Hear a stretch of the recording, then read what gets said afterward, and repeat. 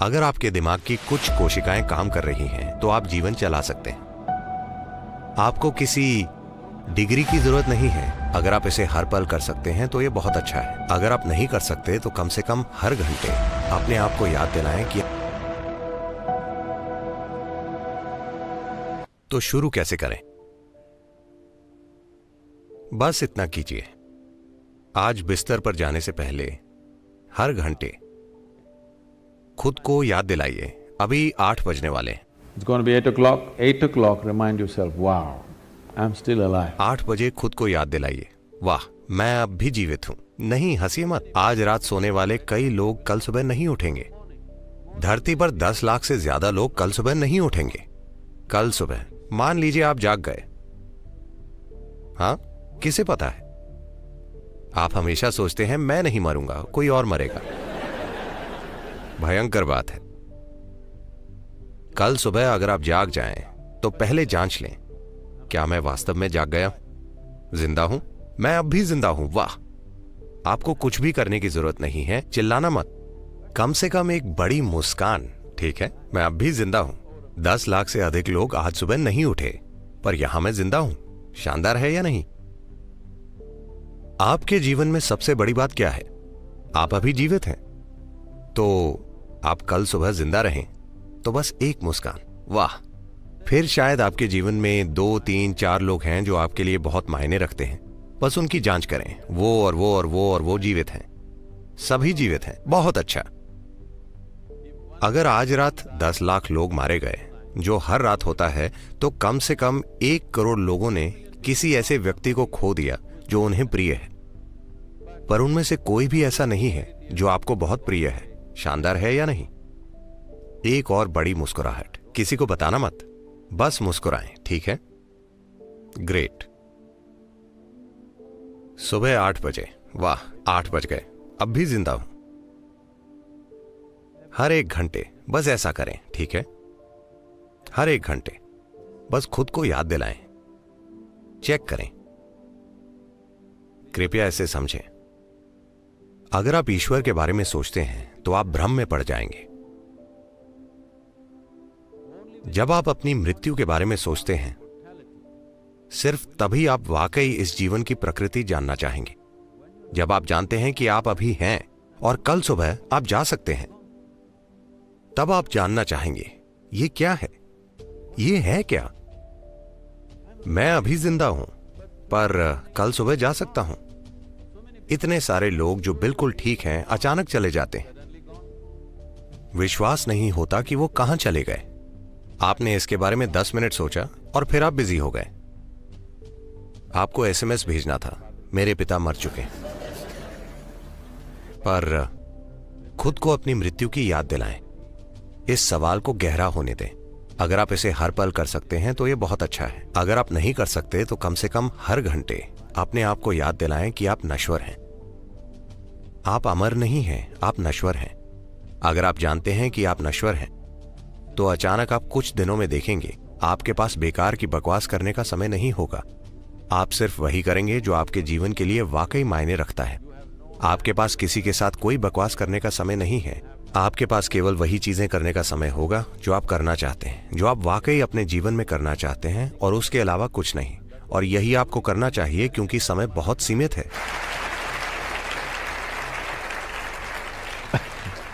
मैं चाहता हूं कि आप जानें कि ये एक छोटा जीवन है। अगर आप एक खुश व्यक्ति हैं तो, अगर आप एक दुखी व्यक्ति हैं तो निश्चित रूप से एक लंबा जीवन है। तो अगर आप खुश हैं और अगर आप 100 साल भी जीते हैं तो ये बहुत छोटा है। अगर आप दुखी हैं तो आप कितना लंबा जीवन जिएंगे आप जानते हैं। तो ये बहुत ही छोटा जीवन है। आपको उसके अलावा कुछ भी नहीं करना चाहिए जो आपके लिए वाकई मायने रखता है ना? हाँ या ना?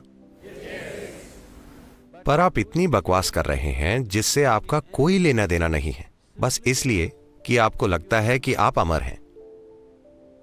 वरना लोग कह रहे हैं नहीं नहीं मैं 80 तक जीवित रहूंगा, शायद 100 तक, तो मैं 70 की उम्र में ये करूंगा। जब मैं 75 साल का हो जाऊंगा, जब मेरा सारा काम हो जाएगा, तो मैं अपने पड़ोसी को देखकर मुस्कुराऊंगा। जब संपत्ति के मुद्दे सुलझ जाएंगे, उसके बाद मैं उसे देखकर मुस्कुराऊंगा। ऐसी कोई गारंटी नहीं है। क्या यहां पर कोई 2 दिन के लिए गारंटी कार्ड लेकर आया है? नहीं, आप कल सुबह मर सकते हैं। मैं ये नहीं चाहता, मैं आपको लंबी उम्र का आशीर्वाद देता हूं, पर यह संभव है ना? हर दिन ये 10 लाख लोगों के साथ हो रहा है, तो कल सुबह क्या आप या मैं नहीं जा सकते? मैं पूछ रहा हूं, हाँ या ना? If you are conscious of your mortality, becoming aware will naturally happen. अगर आप अपनी मृत्यु के प्रति सचेत हैं, तो जागरूक होना स्वाभाविक रूप से होगा, क्योंकि जीवित रहने का महत्व खिल उठेगा।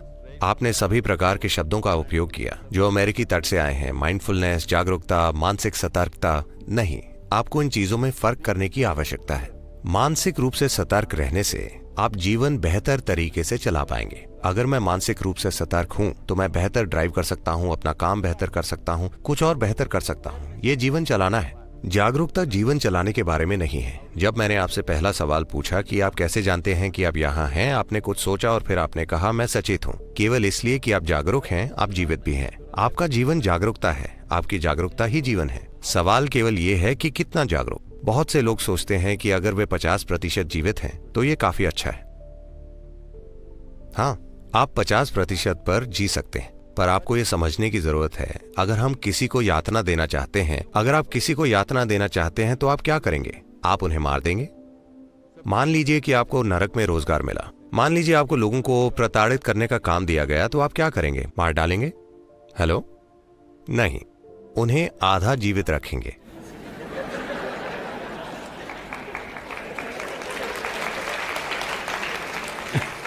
अगर आप उन्हें आधा जीवित रखते हैं तो उसे यातना कहा जाता है, इसीलिए अभी इसे आत्मयातना कहा जाएगा।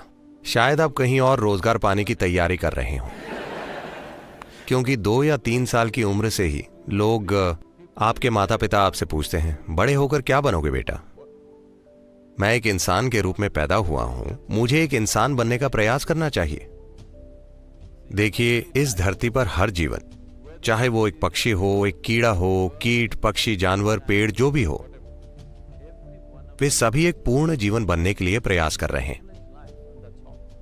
एक कीड़ा एक पूर्ण विकसित कीड़ा बनने की कोशिश कर रहा है, एक पेड़ एक पूरा पेड़ बनने की कोशिश कर रहा है। एक इंसान को भी एक पूर्ण मानव बनना होगा।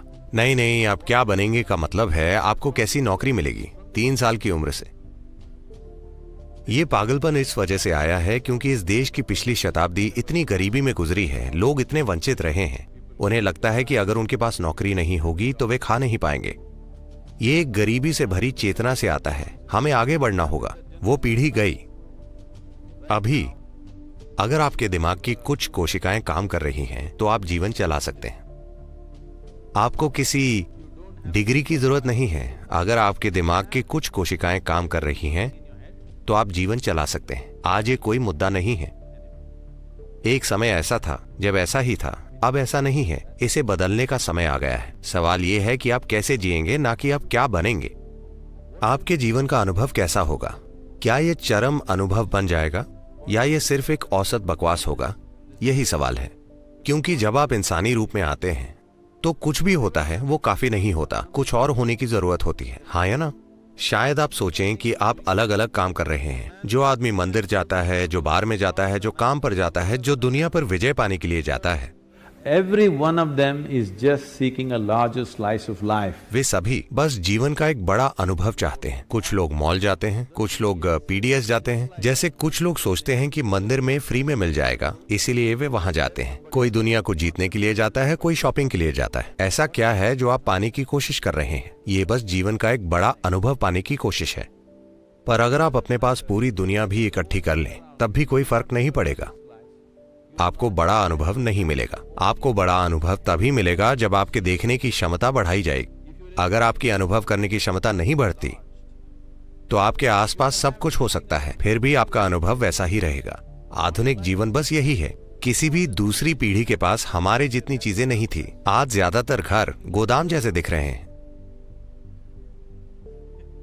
क्योंकि उनकी खरीदारी इतनी है, वे ये नहीं जानते कि सामान कहां रखा जाए। सब कुछ लोगों के ऊपर गिर रहा है। लोगों के लिए जगह नहीं है, घर चीजों से भरा है। पर क्या इससे खुशी मिली है? नहीं। आप अपना भीतरी अनुभव बाहर से तय नहीं कर सकते हैं, इसे भीतर से होना होगा। और आपका अनुभव जितना बड़ा है, आपका जीवन भी उतना ही बड़ा होगा।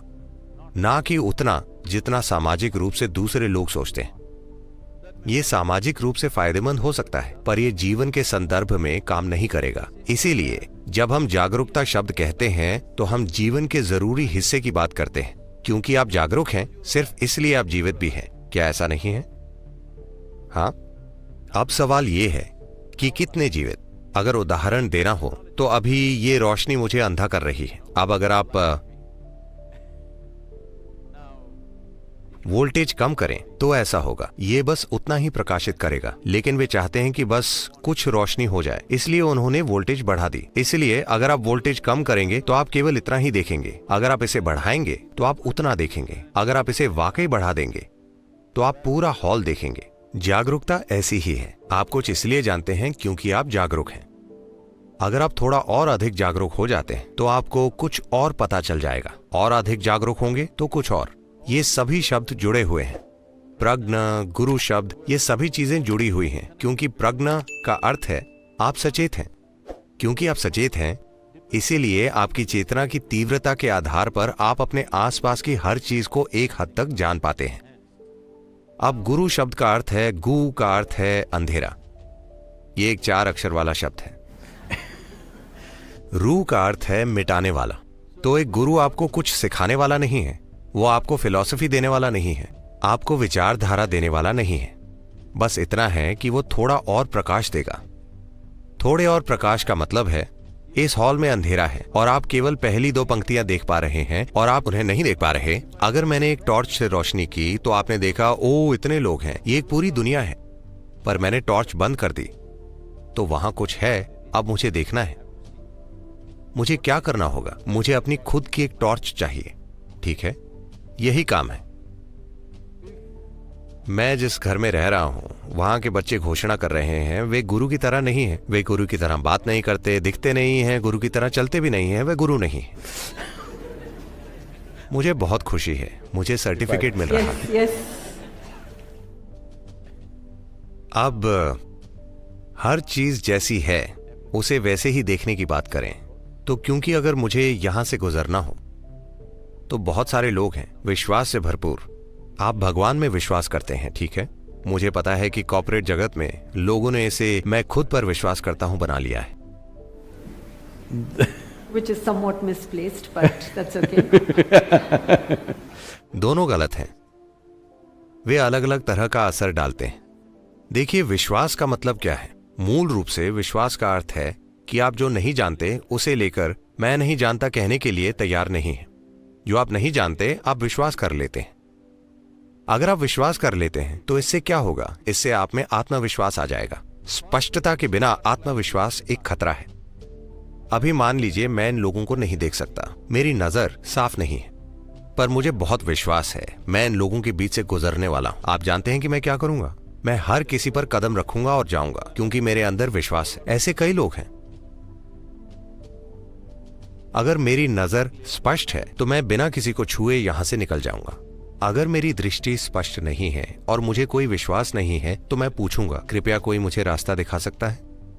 पर अब मेरे पास कोई स्पष्टता नहीं है पर मुझे विश्वास है। ये एक विनाशकारी प्रक्रिया है। इसीलिए ईश्वर पर विश्वास करना, खुद पर विश्वास करना या किसी भी चीज पर विश्वास करना ये एक झूठी बात है। आप खुद से झूठ बोल रहे हैं ऐसी चीज के बारे में जिसे आप जानते नहीं। Right. What is the problem? What I know, what I do not know, I do not know. What is the problem with this? समस्या क्या है? जो मुझे पता है, जो मुझे नहीं पता नहीं पता। इसमें क्या परेशानी है? अगर इतनी ईमानदारी आपके जीवन में आ जाती है, बस ये समझ लीजिए, मैं जो जानता हूँ वो जानता हूँ, जो मैं नहीं जानता नहीं जानता। मैं किसी चीज पर विश्वास नहीं करता, ना ही किसी चीज पर अविश्वास करता हूँ। मैं हर चीज को देखने के लिए तैयार हूँ। आप एक समझदार इंसान बन जाएंगे और हर एक घंटे में आप खुद को याद दिलाएं कि आप नश्वर हैं और एक मुस्कुराहट के साथ खुशी मनाएं कि आप अब भी जीवित हैं। आप देखेंगे कि आपके साथ चमत्कार होगा।